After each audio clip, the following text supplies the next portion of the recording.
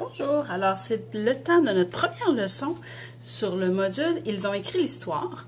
Notre première leçon porte sur les cartes. Alors on peut se demander pourquoi est-ce qu'on commence une leçon sur l'histoire en parlant des cartes? Bien, tout simplement parce que l'être humain ne vit pas dans le néant. On vit dans des lieux. Donc c'est important de connaître ces lieux-là. Ça a un impact sur les événements. Donc, commençons par les cartes. Voici une carte du monde. Comment fonctionne une carte? Comment est-ce qu'on peut lire une carte? Alors, sur une carte, on a évidemment les endroits qui sont dessinés et on retrouve aussi ce symbole. Ce symbole s'appelle une rose des vents. Prenons le temps de regarder un peu plus la rose des vents. À quoi elle sert? La rose des vents nous sert à trouver les points cardinaux. Donc ça, c'est des repères qu'on se donne, un vocabulaire pour pouvoir placer les endroits sur une carte. Donc, la rose des vents nous indique les 4 points cardinaux qui sont le nord, le sud, l'est et l'ouest. Donc, quand on regarde une carte, la rose des vents va nous indiquer le nord, le sud, l'est et l'ouest. Donc, comme ça, on peut dire que l'Afrique est à l'est de l'Amérique.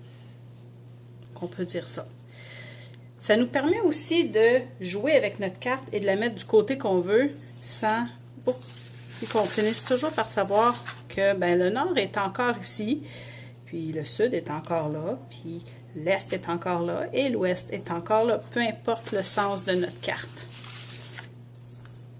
Donc, c'est un outil qui nous permet vraiment de se situer dans l'espace.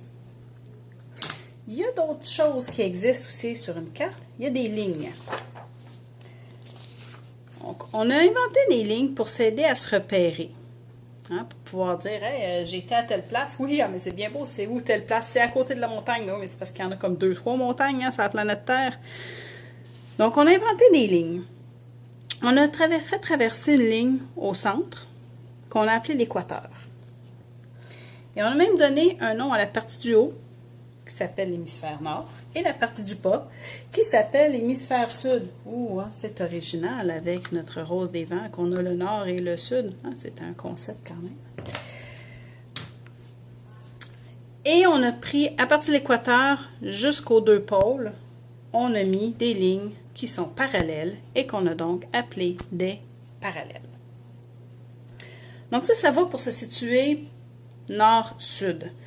Maintenant, il faut qu'on réussisse à se situer est-ouest.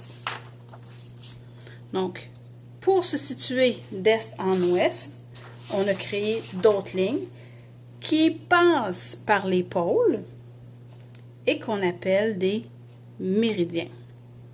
Donc, eux nous permettent de se situer d'est en ouest. Donc, nord-sud, est-ouest, on met les deux ensemble et on peut arriver à trouver un point très précis sur une carte. Donc ça, c'est la façon dont on a pu utiliser les cartes pour se situer. Maintenant, il y a quelque chose qui est très intéressant qu'il faudrait que tu saches aussi sur une carte. On n'a pas juste mis des lignes, on a nommé les choses. Et là, ça va être ta mission à toi, de trouver c'est quoi les noms qu'on a donnés. Donc, ta mission. Premièrement, je veux que tu te trouves une carte du monde vierge. C'est quoi une carte du monde vierge? C'est exactement comme cette carte-là, ici. Une carte qui n'a rien d'écrit dessus. Et sur cette carte-là, je veux que tu identifies les océans et les continents.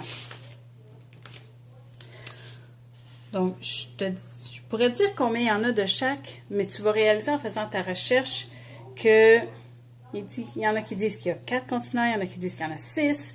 Les océans, c'est la même chose. Donc, ça sera à toi de décider qu'est-ce que tu veux mettre, peu importe, en bout de ligne, en autant que tous tes bouts de terre soient identifiés, que tous tes océans soient identifiés. Alors, c'est ta mission. Quand ça sera complété, tu seras prête pour la deuxième leçon qui va porter sur la ligne du temps.